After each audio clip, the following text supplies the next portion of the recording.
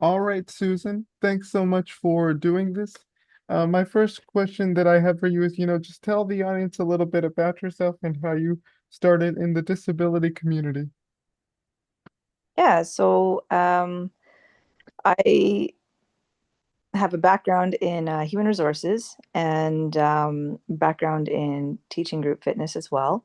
And probably about 4 years ago is when life changed and I became a full-time permanent wheelchair user. And so, from the lifestyle that I had before was a drastic change.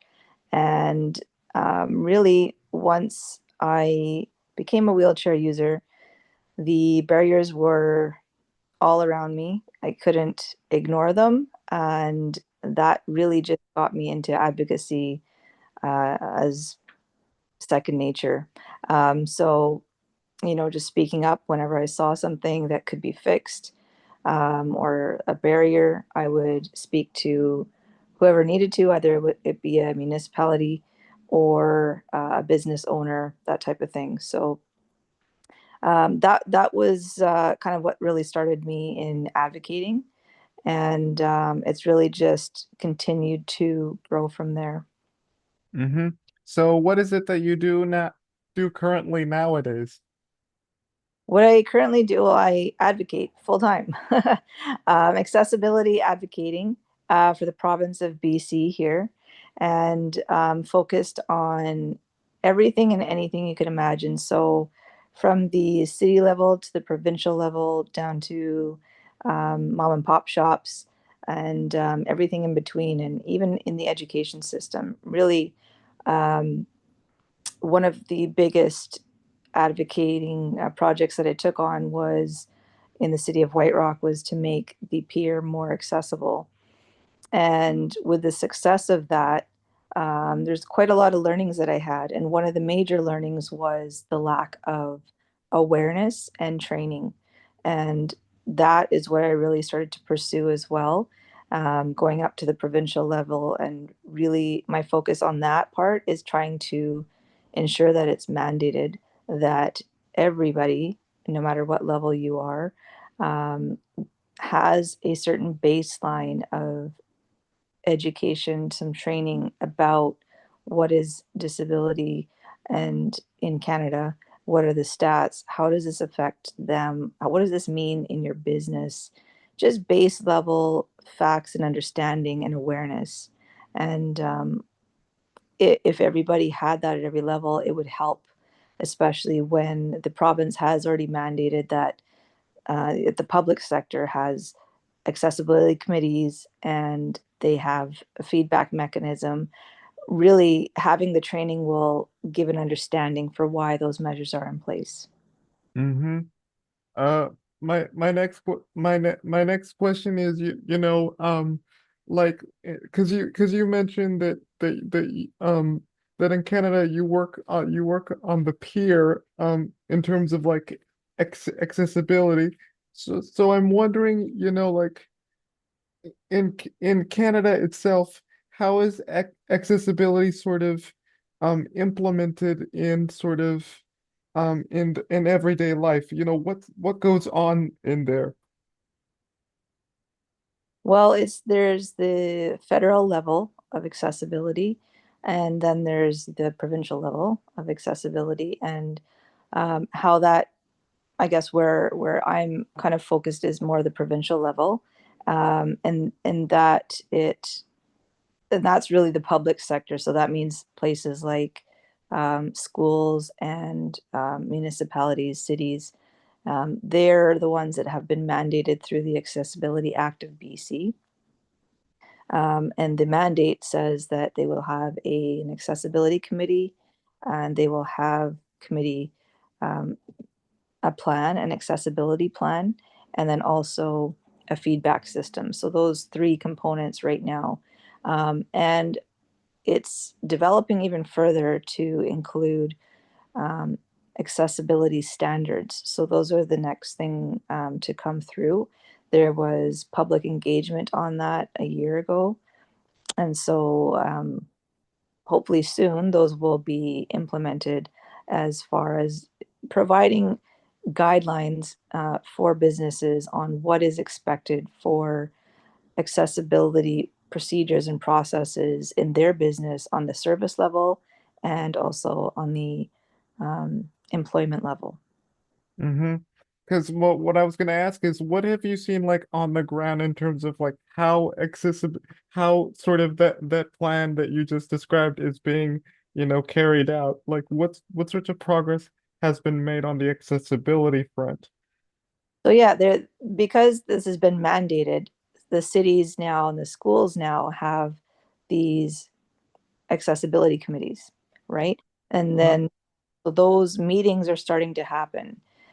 But what I see as um, something that still needs to be developed is the understanding of why do we have these committees, and that's where I was saying the training needs to kind of come in. But in the meantime, working at the provincial level to get this training going out and awareness campaigns. So those types of things are happening in the background right now. Um, and the committees are there are some cities and schools that are doing very well in creating accessibility within their communities, within their organization. And there's some that need more help and understanding. And so um, it's just trying to spread awareness and training in those areas to those ones. mm-hmm. What have you learned in doing this kind of work in terms of like how the city how BC has really stepped up and taken the challenge of, hey, let's make things more accessible. Yeah, well, the Accessibility Act of BC that it's developing uh, as each year comes, and with at least establishing those three components that I talked about, a committee, a plan, and a feedback system, that's already made an awareness at some level, right? So municipalities and schools and hospitals, they are understanding, okay, this is something that we need to really address and focus on. And so as it develops more with these standards coming out, those will be even further guidelines on how to operate within those businesses at a service industry or with employment. Hmm. My next question is, what sorts of problems in accessibility are going on in other countries? Because I don't know if you've traveled to other countries before, but like, what have you sort of seen with other countries that sort of don't have a lot of accessibility features, Can you talk a little bit about that? Well, my travel has been limited, but where I have gone the most, I would say, is Mexico, and but in the tourist side, and I would say they're actually their hotels are not bad. They do have an awareness for sure about accessibility needs, and especially more in the newer hotels. Um, but the older ones still need a lot more. Things like the heights of toilets, the space to transfer onto a bed, um, just all these small little things, and the proper grade ramps so that they're not super steep that you can roll up independently, roll into the pool area and these types of things. But they do have what I've used quite often is this service. It's called Accessible Cancun, and they actually provide anything from beach wheelchairs to shower benches to other kind of medical equipment. And so that is something that you would rent kind of on your own, but at least there is that to have. And so I've used their beach wheelchair, which is actually a great product, and that gets me into the ocean there. So that's been really great. But yeah, like as far as travel, I think my next trips would want to go towards Europe and Southeast Asia, and yeah, there is some worry there because I know there's cobblestone. There's a lot of cobblestone in Europe, but I imagine if you go to kind of main big cities, they will have measures in place as far as you know, accessible sidewalks and hotels and these types of things. So yeah, I look forward to that. Mm-hmm. Which the reason why I bring that up is which is I wanted to ask this question, and it's a really big one. How can other countries, sort of implement their own accessibility model to better address, you know, like you said, like more ramps, more all other accessibility needs that are important to people with disabilities? Because BC, like you said, already has a detailed plan. So I'm wondering how can other countries sort of model that framework, I guess, to make their country more accessible for people with disabilities? Well, I really believe in the philosophy of nothing about us without us, and including those that have a range of disabilities. So, for example, the committees that we have here in BC, there is a requirement that 50% of the committee would have either a disability or they are a disability representing organization. And so that there is that collective knowledge within a committee.